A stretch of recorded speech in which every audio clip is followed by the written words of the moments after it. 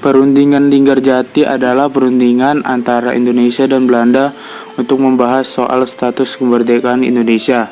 Namun pada akhirnya justru pihak Belanda mengkhianati isi perjanjian tersebut. Perundingan Linggarjati dilakukan pada tanggal 11 sampai 15 November 1946.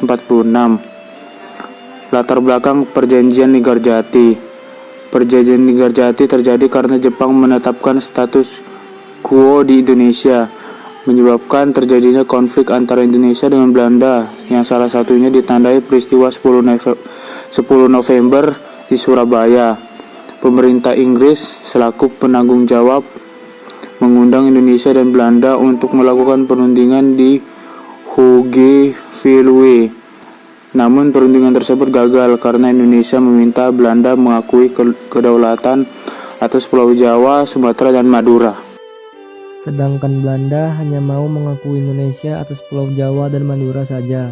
Akhir Agustus tahun 1946, pemerintah Inggris mengirim Lord Killearn ke Indonesia dalam misi menyelesaikan perundingan antara Indonesia dengan Belanda.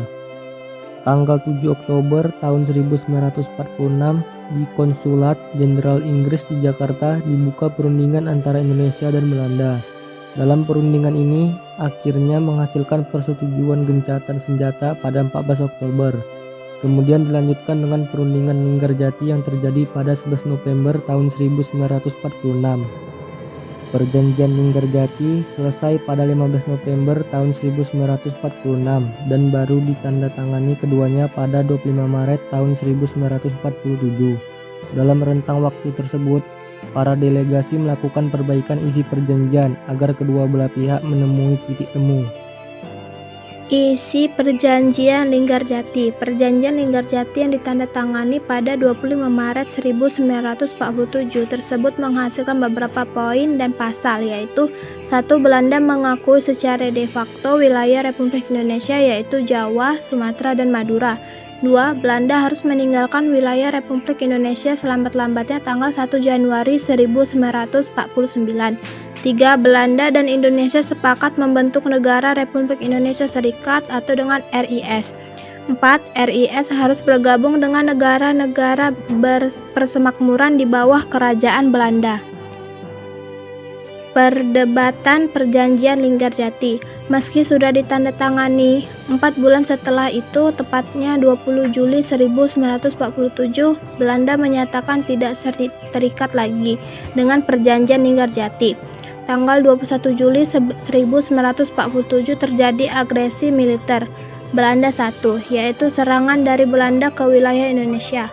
Akibatnya konflik antara dua negara kembali memanas. Pada akhirnya konflik ini kemudian kembali diselesaikan lewat jalur perundingan Perjanjian Renville. Namun banyak hasil Perjanjian Renville yang merugikan pihak Indonesia. Dampak Perjanjian Linggarjati. Adanya Perjanjian Linggarjati memberikan dampak positif maupun negatif bagi Indonesia. Berikut beberapa dampaknya. Dampak positif. Beberapa dampak positifnya yaitu 1. Citra Indonesia di mata dunia semakin kuat dengan adanya pengakuan Belanda terhadap Indonesia. 2. Kemerdekaan Indonesia.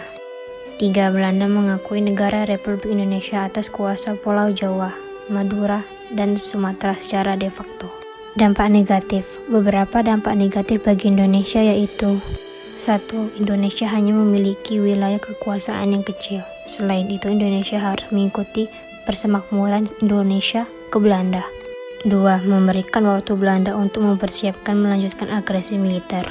3. Perjanjian ini ditentang oleh sejumlah masyarakat seperti Partai Masyumi, PNI, Partai Rakyat Indonesia, dan Partai Rakyat Sosialis.